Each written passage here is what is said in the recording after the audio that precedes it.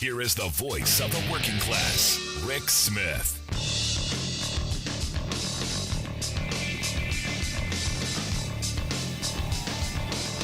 And welcome, brothers, sisters, working class heroes. This is the Rick Smith Show. Thanks so much for being here. What a day today was. Big hearing, and I'll tell you, I got to give credit to Liz Cheney. I'm giving credit to Liz Cheney on these hearings. I'm giving her the credit because they have been compelling, they have been on message, they have been directed, they have been focused, and they've been, well done. And the suspense levels, the grab you in kind of things. Yeah, this is Republican messaging. She gets it. I'm going there. She gets it. Because I don't know that today, I don't know why today was such a special bit of information that it had to happen in this breaking kind of fashion. There's part of me that goes, I think this may have been, I don't know, planned out to kind of generate some buzz, to grab some attention, but in a good way, because wow. Did I say wow? Wow. Bombshells, and lots of them. I was looking at the headlines of a couple of newspapers. New York Times, Trump sought to join January 6th mob, enraged. He lunged for the limo wheel. USA Today, Trump lunged at security chief on January 6th. Politico, former White House aide, delivers shocking testimony about out-of-control Trump on January 6th. Los Angeles Times, Trump flew into rage on January 6th and lunged at Secret Service agent. Washington Post, Trump wanted crowd to march to Capitol despite weapons. Oh yeah, there was lots of that. Lots and lots. Now here's the thing.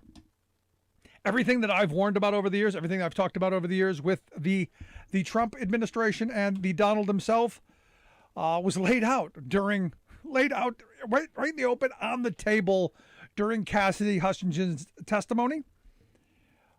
She a true MAGA world believer. Understand, this was, she not only drank the Kool-Aid, she was one of the people who absorbing it intravenously. This is one of those folks that they were all in. And to have her come forward in this moment and go, no, this was wrong. This is a true believer realizing the cause wasn't what she was led to believe it was supposed to be. She thought she was fighting to change America, fight for America, make America great again. That's what she bought, because she bought the T-shirt. She got the hat. I'm sure she had the flag. I'm sure she had the underwear. I'm sure she had it all. And this is one of those moments where, as someone who was one of the true believing crowd, one of the flag waving, one of the people in the pews, chanting, one of the cult, who's come out and said, this is reality. This is what I saw. This is what happened. This is all of the unvarnished horrible. I wonder, is this the moment for MAGA world to go, yeah, it's okay now.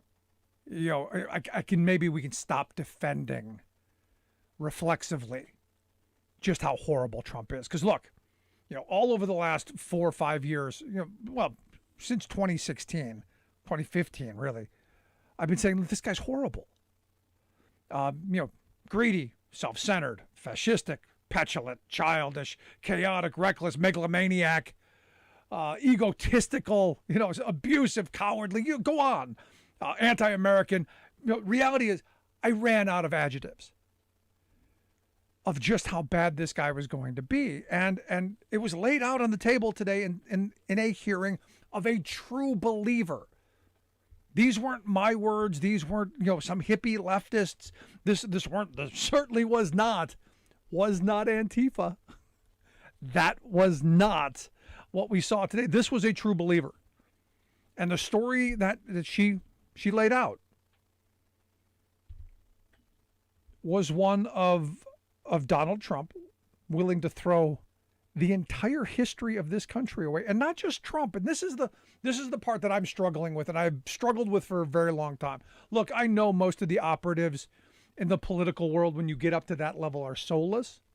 I know most of the people that were, lobbyists and work in D.C. are completely and totally soulless. They view everything that happens in the frame of it's a game, but it's also a game that has guardrails, that there's only so far you're willing to go. And I think you saw that in the lawyers, Cipollone and Hirschman and some of the others who were saying, no, these are the bounds of how crazy and how out of control we're willing to get. But the rest of them, the people who and the way she laid out how her boss, just kind of, it's going to get bad. I find it fascinating that none of the people around him were willing to do the right thing in the moment. Now you're going, hey, there's some people, Mike Pence, hero now, even this Cassidy Hutchinson, right now doing the right thing. Where were these people then? Now understand, MAGA world, full bore. And I guarantee you she is getting death threats as we speak. I guarantee the full weight and anger of MAGA world on her, especially since Trump has done what Trump does and began to attack her. Who knew? Nobody knew her. His statement was, I hardly knew this person, Cassidy Hutchinson. Is other than I heard very negative things about her. Heard very negative things. Total phony, a leaker. And when she requested to go with certain others on the team to Florida after having served on my full term in office, I personally turned down her request. He goes on to say, why did she want to go with us if she felt so terrible? I understand that she was very upset, very angry that I didn't want her to go or to be a member of a team. She's bad news. Bad news. This is what he put on. So this is what he does. Barely knew her, but the pictures, and this is where the committee did a very good job putting up the pictures of, hey, there's the Orange Menace, there he is right there, and oh, there she is over there, and there he is again, and there she is, and there he is, and there she is. Barely knew her, huh? Now, my mindset goes into this world. She's a young woman. Easy for him to dismiss her. So maybe he thought she was just the help. I don't know. But interesting that this would be the defense. And it is the MO, is it not? This is what Trump does. Anyone who is disloyal or tells the truth, they get attacked. Also, what I found interesting is, as the hearing wrapped up, you had Liz Cheney come out and say, look, a lot of the witnesses are getting, what you knew. You know that Trump views himself as kind of a mafia don, as kind of the head of the family, kind of the Vito Corleone character. So is it surprising that witnesses are getting the phone calls or the messages of, hey, it's a mighty nice career you got there. It'd be a shame if something happened to it. It's nice, it's a nice thing you got there. And as long as you do the right thing, as long as you stay where you're supposed to, as long as you don't open your mouth, you're going to be fine. You'll be fine with MAGA world. Now you step out of line, we're going to sig the crazies on you. And I got to imagine she's taking her beatings right now figuratively.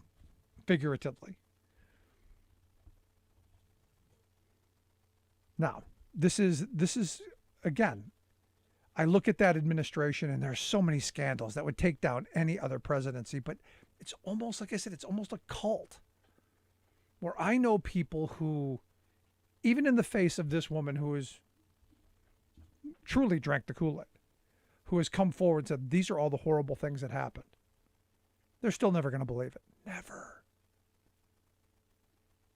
Because they're vested in it. And I'm not sure how that happens. I have never been that vested in any politician, ever. ever. If this were any president, I would be first in line to say lock them up, because this was truly criminal. Truly. Now, one of the things we found out, and this is one of those questions that I go back to January 6th. We came on the air here that night, and I said, you know what I don't understand is how is it that the people in the crowd were able to have flagpoles that were metal with the eagles on that they used as weapons, as spears? How are they able to have all of these things that they had? We found out from her testimony that a bunch of people didn't go through the metal detectors to get into the area around where Trump was, which explains why that wasn't full. Because they had the checkpoint set up with the magnetometers that you had to go through the metal detectors. And people were, no, we're not going to go through that. We'll stand just outside because we know ultimately we're marching to the Capitol and we need to have our weaponry, in which we now know, they had bear spray and they had knives and they had AR-15s and people were packing heat. In fact, they played some audio from Capitol Police pointing out, hey, that guy's got an AR-15. Hey, that person's got a gun. Hey, that person's got a weapon. They actually were picking people out of the crowd who were armed. So much for, oh no, it was just like any other day. It was just a lobbying day. It was a good American patriotic day. They were between the velvet ropes. Granted, they were defecating on the floor and urinating on desks and breaking windows and all that stuff and stabbing policemen with flagpoles, but any other day. I mean, and then you find out that Trump was like, hey, I don't care that they had weapons. I don't care that they're armed. I don't care because they're not coming for me. They're my people. They're not here for me, so I don't care. Get rid of the metal detectors. And you go, but what about the Capitol Police? What about the people in the Capitol? And if you're a Republican legislator, this is the part where I have mentally played this game out. I don't care what letter you have behind your name. If somebody in that crowd grabbed somebody with a congressional pin, if they would have kicked in a door and found a congressman in their office or a congresswoman in their office, I have no doubt they would have ripped them limb from limb. Republican or Democrat or independent, it didn't matter. That crowd was out for blood. And he riled them up. And she talked about how the legal counsel office was saying, hey, don't say these things. Don't rile these people. Don't do this. Don't do what you did. Don't put this stuff in the speech. They did it anyway. They did it on purpose. I also found it interesting that, again, my congressman's name, Scott Perry, was brought up as someone full right in the middle of all of this stuff. Found it interesting that General Flynn's name was brought up and him pleading the fifth. Again, I love how Trump said, anybody who pleads the fifth, they must be guilty, except all the people around him who have been doing nothing but pleading the fifth.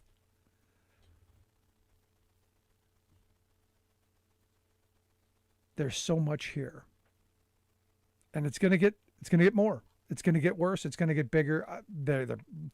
I believe that the next step is going to get bigger and bigger and bigger. And the question is Merrick Garland watching this?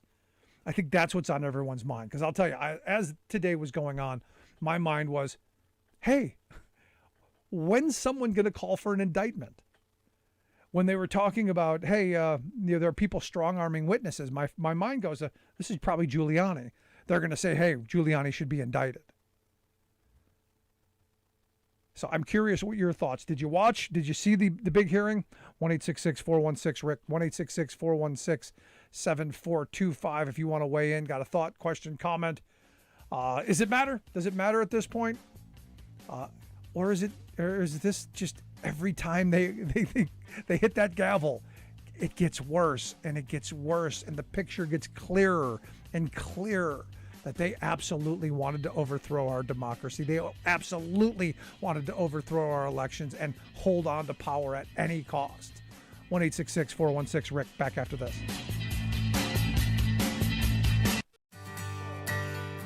From the steel mills of Pennsylvania to the auto factories of Michigan to the modern makers movement, manufacturing makes our nation great. I'm Scott Paul, president of the Alliance for American Manufacturing. We bring business and labor together to advocate for policies that everyone can agree on. Together, we can strengthen manufacturing and create good-paying American jobs. Help us keep it made in America.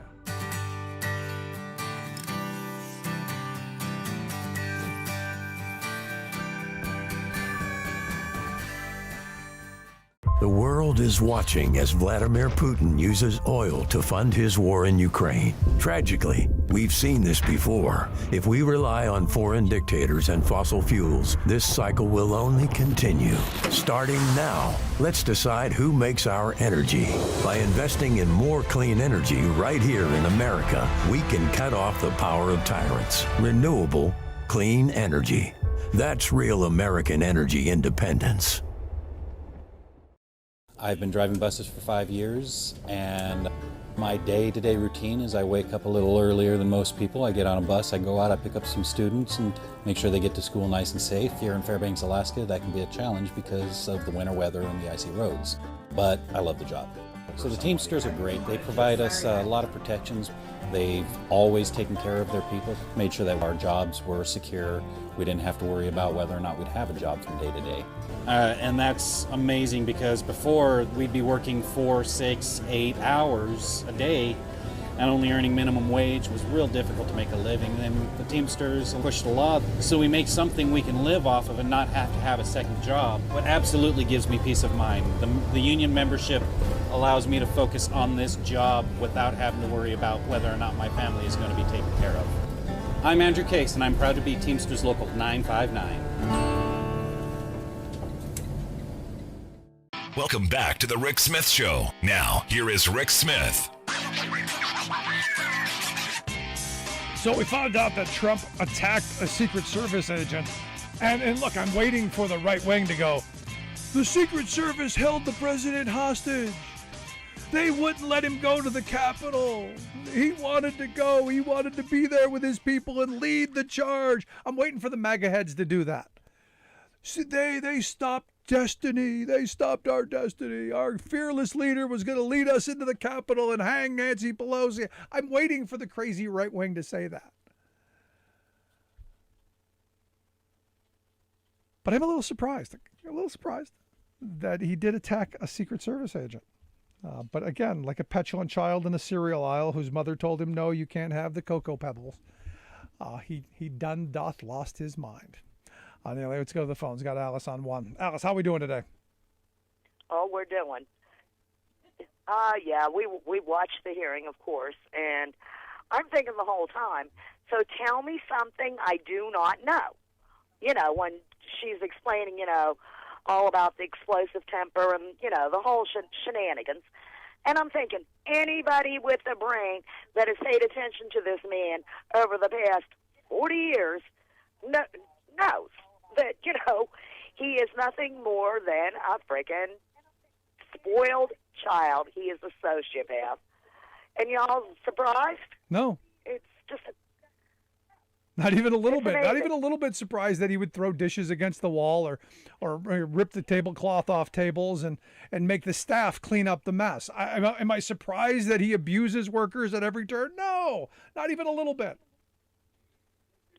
Well, absolutely not. I mean, I remember when he was married to Ivana and how he treated her. And it's like, these people were just like, it's all fake news.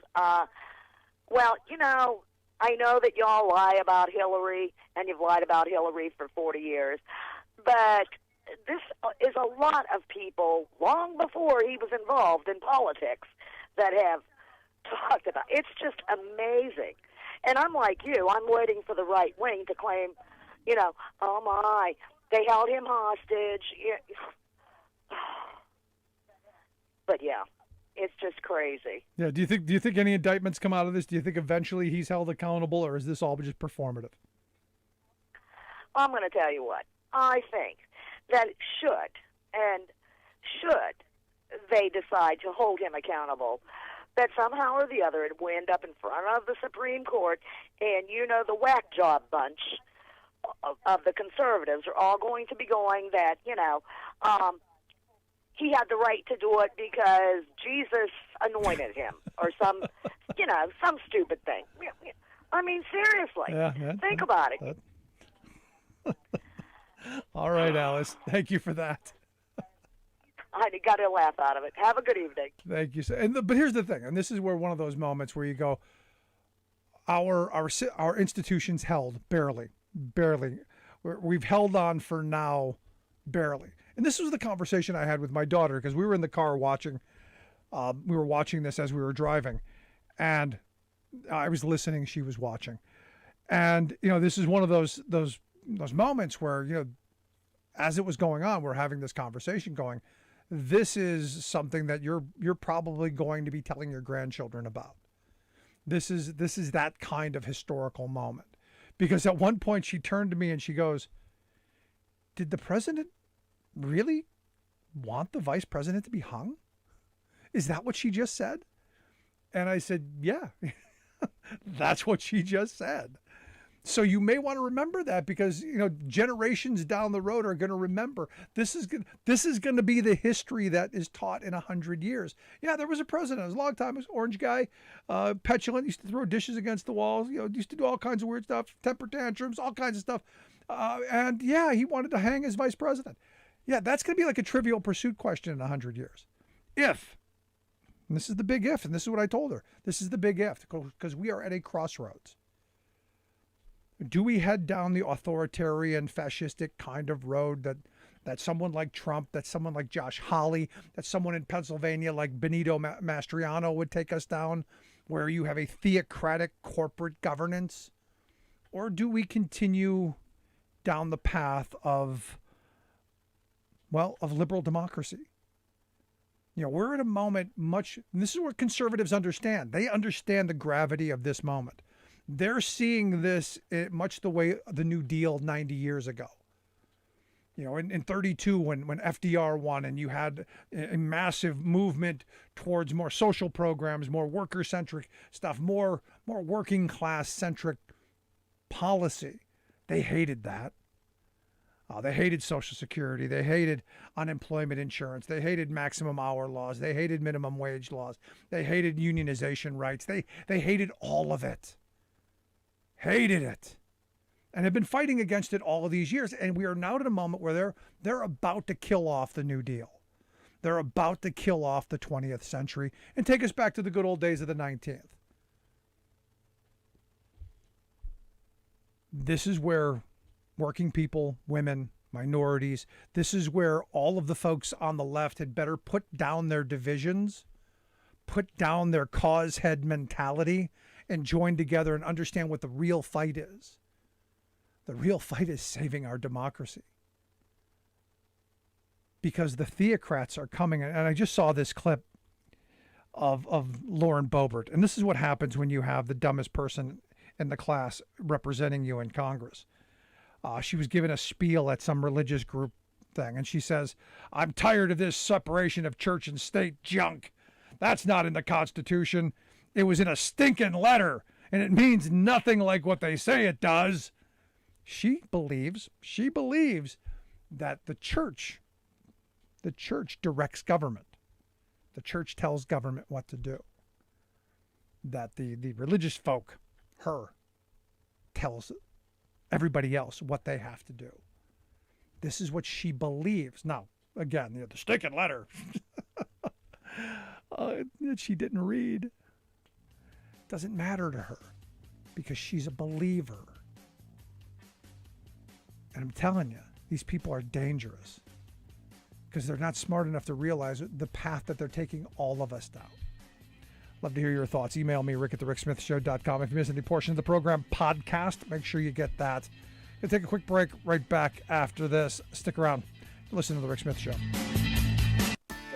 It takes a lot to raise a family. A good job, a good salary, and some patience. A lot of people my age are drowning in college debt. But I chose a different path. I'm a member of the IBEW, the International Brotherhood of Electrical Workers. I work hard for my job, and I love what I do. I had a lot of choices for my future, but I made the best choice for my family. IBEW, the right choice. I am a member of the International Brotherhood of Electrical Workers. I feel very connected to my West Virginian roots in being part of a union. We've always been known to generate energy here.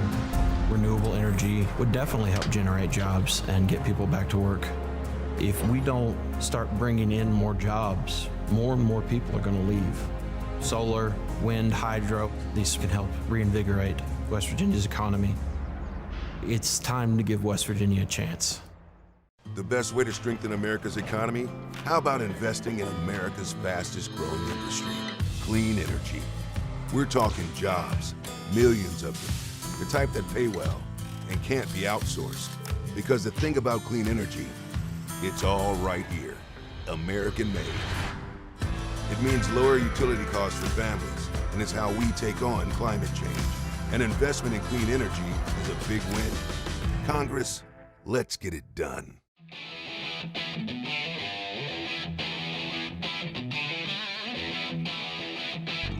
Welcome back to the Rick Smith Show. Now, here is Rick Smith.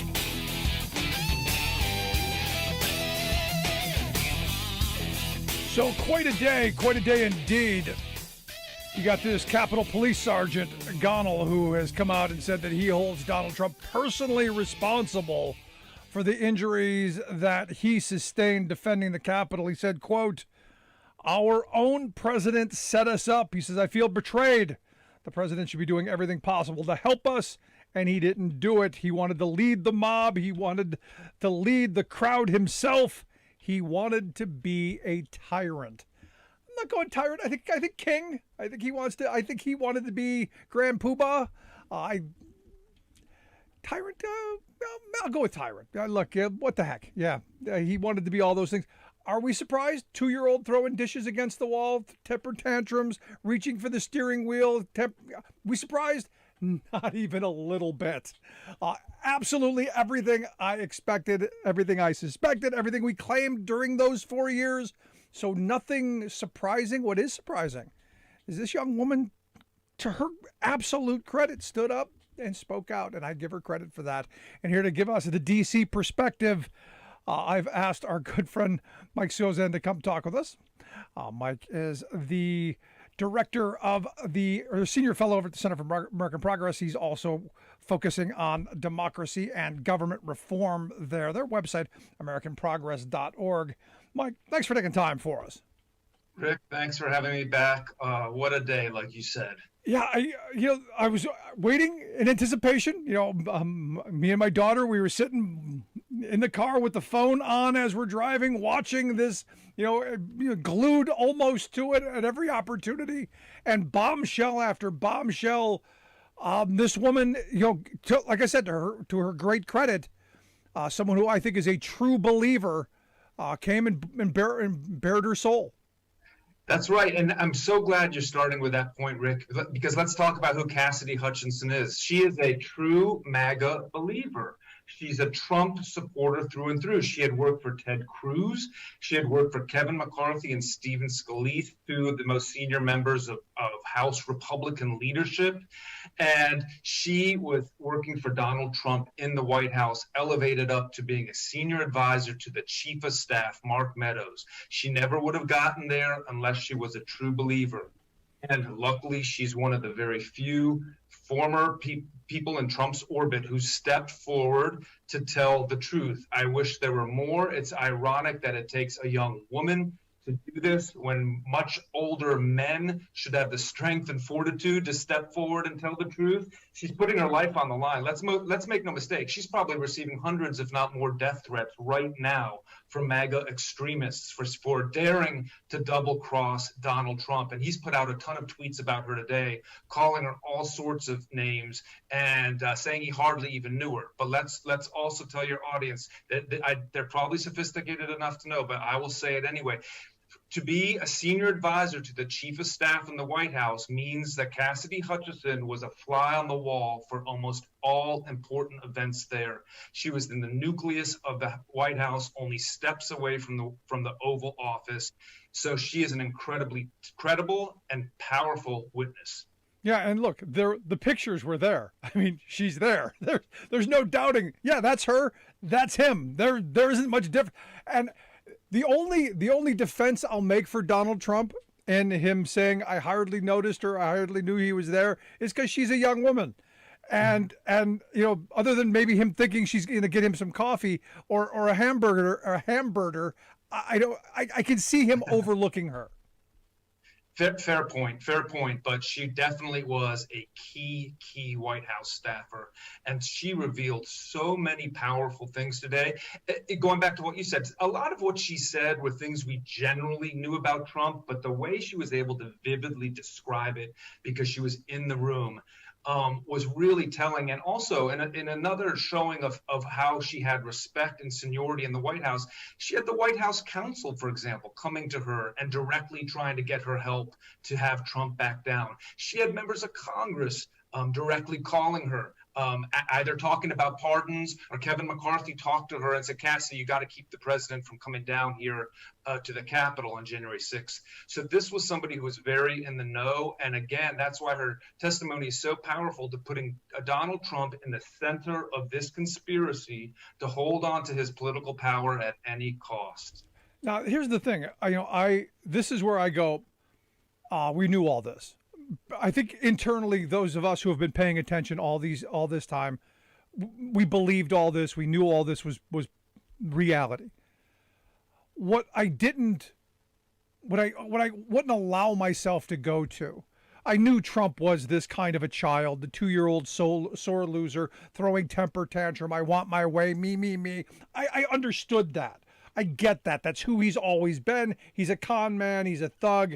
He wants to be a wannabe mob boss, which it played out in a lot of this testimony. We could talk about that in a minute. What really shocked me is how all of the people around it, literally everybody around it, even her, in the moments when it mattered, didn't do anything. I mean, the entire machinery was, incapacitated by this one person. Nobody really did anything. A couple resignations, but that's about it.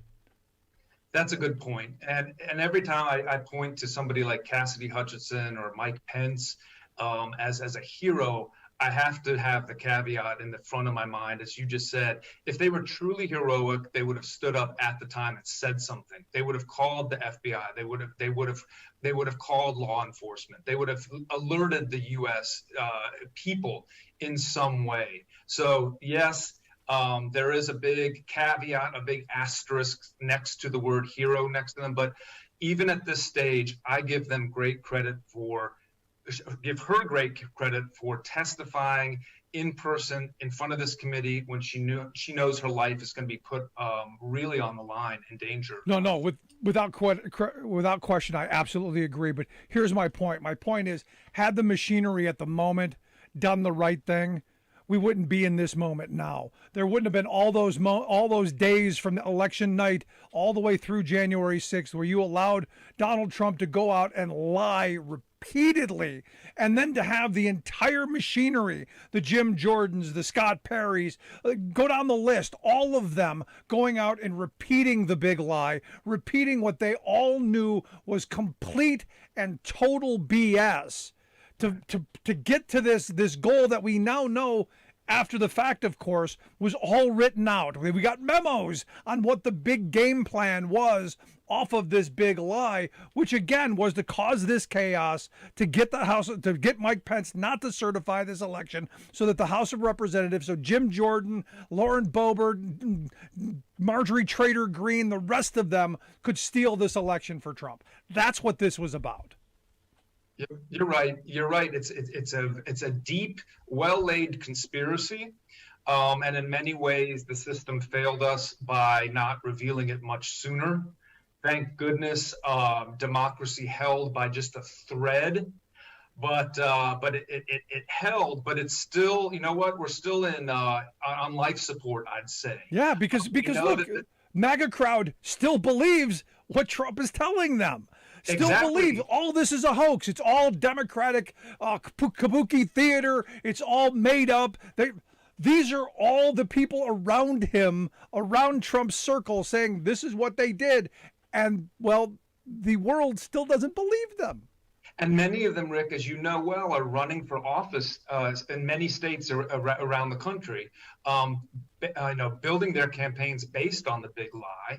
And also, I think, going back to today's gripping testimony and in the hearing that we had today, Liz Cheney presented evidence to the world showing that the conspiracy is still well and alive in the respect that there is witness intimidation still ongoing.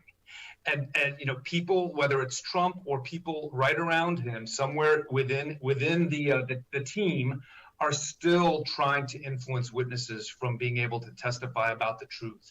So that's why, you know what, Americans want accountability here. They want to make sure that no matter which party tries to do this in the future, they don't want it to happen. Yeah. They want to know that their votes are going to count and that elections are going to be free and fair. And so that's why this is an ongoing thing that all Americans should care about. Yeah, you're right there. You're listening to The Rick Smith Show. Here, Mike Suzan. He's a senior fellow at the Center for American Progress, AmericanProgress.org, their website. He focuses on democracy and government reform there. Check out their work there at the website. Now, I brought up a moment ago that Trump wanted to be the Mafia Don. This is exactly what we're talking about. This kind of, hey, you got a mighty nice life right there. Shame if something were to happen to it. If you're loyal and you do the right thing, you're going to be okay in our world, but you never know. That just seemed to me to be one of those ugly, one of those bad Hollywood movie scenes from the 1980s that I truly believe Trump sees himself as, as Don Trump. He's Vito Corleone, man. He thinks he's at the top of the game. Yeah, that's exactly right. And let's remember, throughout his career, he surrounded himself with a lot of those sorts of people. He learned some of those lessons from his father. And, there were so many times during today's hearing that I thought the same thing that you did in terms of he just loves to be a mob boss in effect. He sees himself as leading these sorts of efforts to stay in power at all costs. And I'll just talk about one other stunning example where he was told that his supporters who were on the National Mall for the rally, many of them were carrying weapons of all types. Even flagpoles they had turned into spears, let alone guns and knives and brass knuckles and body armor, etc. He knew that they were there. Many of them were not able to come through the metal detectors into the area where he was giving his speech because they had the weapons on them. And he was warned repeatedly, your supporters are going to storm the Capitol. They're going towards the Capitol with these weapons. And like a mob boss, he said, that's okay. Let them do it. He made no attempt to call them back. In fact, he wanted to go join them because he said, those are my peeps. Those are my people. They're not going to hurt me. Let me go down there with them. I mean, that's pretty stunning. And he was, and then when he was told that there were chants of hang Mike Pence, his vice president, he basically said he didn't disagree with that. Yeah, he basically said, well, make sure you got enough rope for him. I'm sure that probably came out as well. But this is one of those moments where you go, and look, my 13-year-old daughter and I were in the car listening to that, and she goes, did they just say that the president said hang the vice president? Right. And I said, yeah. And I said, you're going to need to remember that. Because when you talk to your grandchildren about this moment in history, because this will be something that future generations are going to look back at. This era, this moment that we're living in is a deciding moment. Which direction does our country go? Do we go, back towards the 19th century, or do we continue on in a forward path and not destroy the 20th century and move forward? This is where we're heading. And your grandchildren are going to suffer the consequences of whatever happens here. Yep. That's right. And your daughter's also, we're all living through it, but your daughter is also seeing how the U.S. Supreme Court is taking away rights of women for the first time in 50 years with their decision on the abortion case. And they're dismantling the separation between church and state. And some people say, well, how is that related to the insurrection? Well, guess what? All of this is about extreme conservatives grabbing onto power and trying to hold on to power at any costs and ramming their agenda through, even though the majority of the country disagrees with it. And so we're seeing that whether it's in Congress, whether we're seeing it with President Trump, what he did, and now we're seeing it with the Supreme Court. And that's one of the reasons why our democracy is in a pretty precarious position right now. No, this is what we were talking about. This could have been the death of constitutionally limited Democratic Republican representation. This could have been the end of it. And it still could be, because we're not out of the woods. We've got a really extreme conservative, corporate, theocratic Supreme Court that could make really horrible decisions in the coming years to affect your life, your children's lives, and your grandchildren's lives. This is this important kind of a moment, which is why I think this hearing is so important, to understand exactly what happened, not just on January 6th, but what happened in the years before and the moneyed interests who support all of this. And this is where I'm still hoping this committee goes. And this is where I kind of want to wrap this up, is for future hearings. This one, look, each one of them have been more explosive and more compelling than the last. I want to get to the point to where we start talking about who funded this, who benefited from this outside of Trump world. I want to know those people who dug into their pockets and funded all of this, because we need to expose them. I agree, and I think the committee is going to get there. I hope they do. You're right. There was a vast funding effort that went into all of this. A lot of it through multimillionaires, a lot of it through corporate money. A lot of this money, as we know, is what's called secret dark money, where it's not even disclosed. We don't even know who's pulling the levers. We only have a small insight into it. But I hope the committee starts to unravel that, and that's something that we absolutely have to pay attention to going forward. Yeah. So last question. I know I wanted to wrap it up here, but last question. You being a D.C. person, this has got to be rocking D.C. when you're looking at. Look, I look at most D.C. operatives as soulless. Most of them are in it's just a game, but at least some of them have, some basic dignity and, hey, there are parameters. What we're seeing coming out of the Republicans right now is they're completely soulless. There are no guardrails. There's nothing there. What's this doing in DC? What do you feel is going on? This is like an earthquake in DC. Now, many of the MAGA extremist Republicans, nothing's going to change their mind. They're going to dig in more. But I've had conversations with a few reasonable Republicans, or even former Republicans who are now independents, who say, you know what? I thought that this whole insurrection thing was overblown. I thought it was more of just a riot that spontaneously got out of control.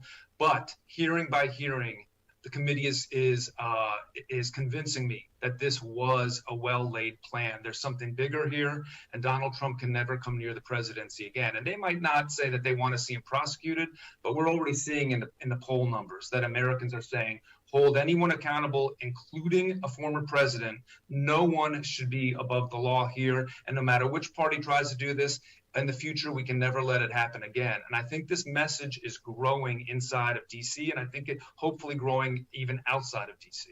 Yeah, well, here again, none of these people should ever be near the halls of power again. None of them, not one of them.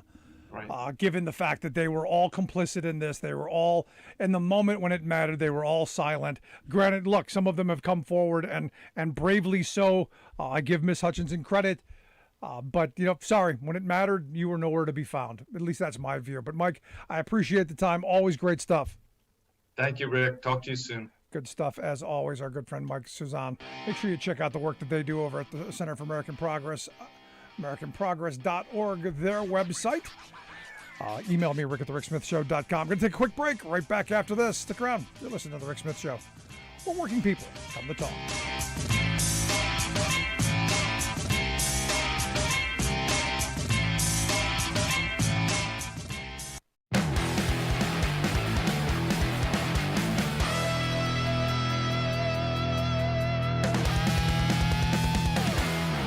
Favorite thing that Trump did during his tenure in the White House was what? Just one thing? Have you ever seen a president who commits so many falsehoods. Never in my lifetime.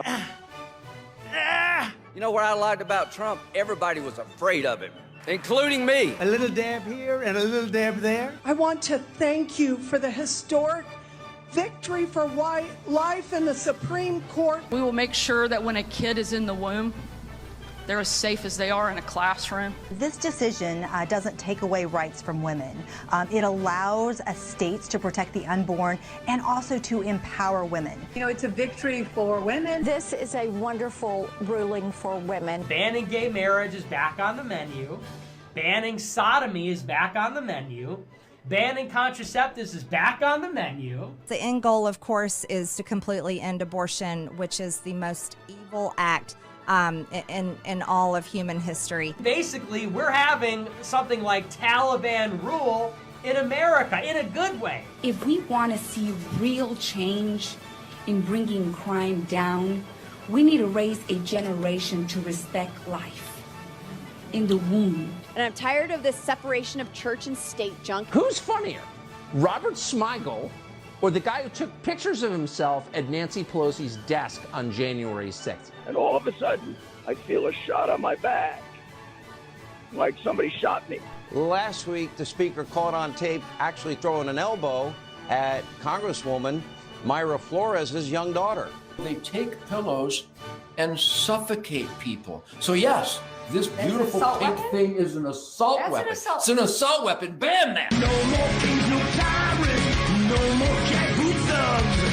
We will unleash violence for the freedom that we love. Come and take it. I dare you. Come and take it.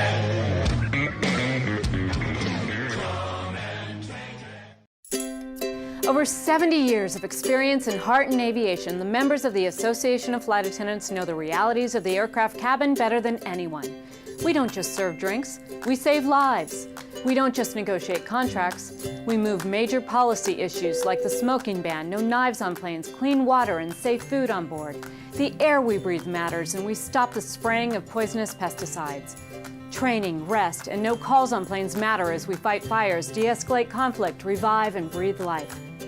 We safely usher passengers to the big business deal, the family vacation, the times of celebration, times of grief, and times of battle. We are aviation's first responders, and we are the last line of defense in aviation security. We are the first impression and the smile of aviation, connecting the people of our nations. Fly with us, partner with us, make progress with us. The Association of Flight Attendants. Stronger together, better together. Calling all builders. Your country is calling you. Tackling climate change is the job of our lifetime. It's time to build back better. Let's get to work. It doesn't happen like we think it does. No one rolls the tanks. No armies meet in pitched battle. It happens quietly, little by little. And because so many think it can't happen, it does happen. Little by little, the rules change. It doesn't seem shocking or sudden. And that's the point. Fewer places to vote, longer lines. Don't worry, they say. We're just improving the system. They hope we won't notice the rules are changing because they lost the last election. They hope we just won't care enough to stop them. They believe they can take America away from us, and we won't even notice. We know who they are. We know what they want. The question is, who are we? Do we let them get away with it, or do we fight? Democracy is on the ballot. Vote while your vote still counts. The Lincoln Project is responsible for the content of this advertising.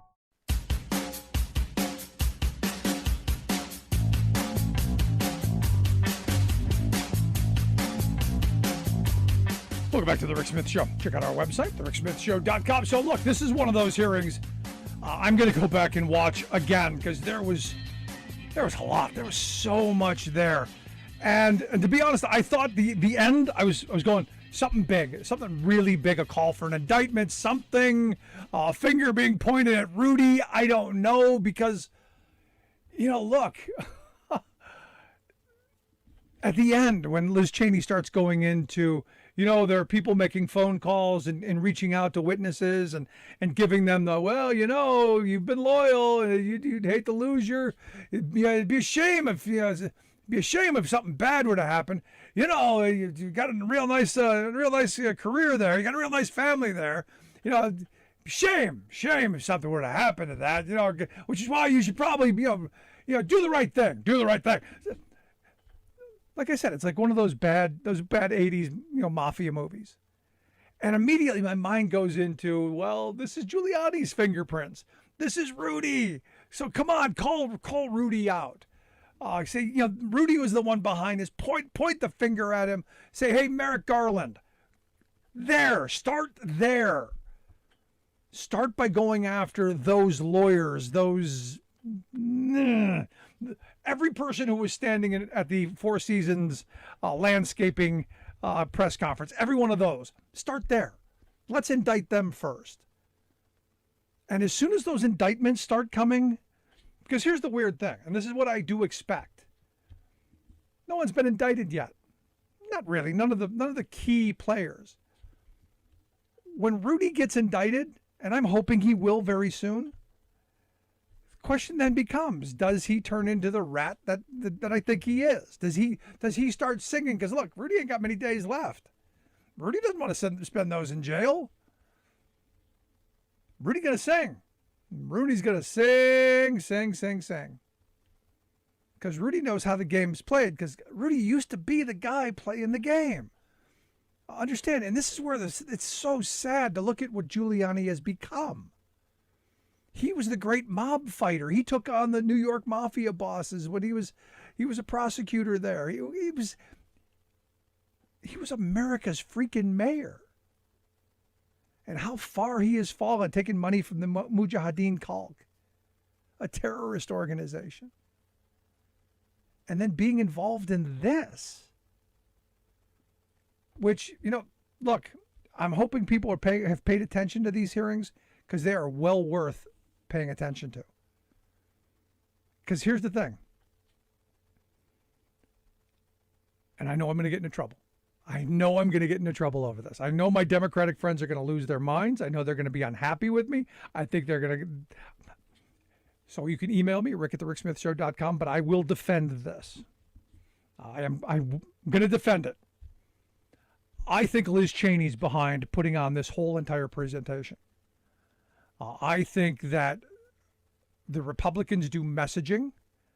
They do presentation. They do this kind of stuff so much more effective, so much better than Democrats do. They boil things down to the lowest common denominator. They understand how to reach people in their arenas. And these hearings have done that. These hearings have been very focused, laser focused. It's easy to get lost in minutia and to over prosecute and to look at all this stuff, because look, we're only seeing a little bit of what's out there. There's a lot more. It's worse. But they're presenting you with, this is what it is. And I believe this is Liz Cheney's fingerprints all over this. I believe the fact that you only have, one voice, maybe two voices, hammering it. Not everyone gets their 5 minutes of questioning. There isn't grandstanding. They are very focused. They are prosecuting this case in a very methodical way. And they're doing it in a way that is digestible, that is compelling, and that will hold attention. And Democrats don't do that well. They don't do it at all. So this is where I'm going to say this is all Liz Cheney. And this is where you go, Republicans. This is the messaging stuff that you're used to. This stuff's focused at you. These are your people putting a display on for you of people that you would have followed, that you have walked lockstep behind for decades. These were, quote unquote, the very best people. These were the Republican intelligentsia. These were the cream of the crop. These were the true believers I mean, this Cassie Hutchins, this woman, true believer. And you could see it in the way that she was presenting herself. You know, she's a broken true believer.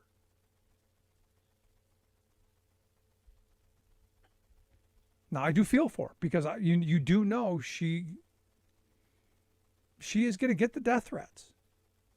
She's going to forever be the traitor to the movement. You know, there's some diminished capacity mental moron out there thinking of ways to harm her. But she stood up in a moment that we needed. And I think today was really important. And if you didn't see it, it is available out there. You have got to pay attention to this one. And I would say I would suggest looking at all of them a couple times, because these hearings are that important. The information in this, that important in my view. Thanks so much for being here. We'll see you back here next time. You've been listening to The Rick Smith Show. Email Rick at rick@thericksmithshow.com. Until next time, this has been The Rick Smith Show, where working people come to talk.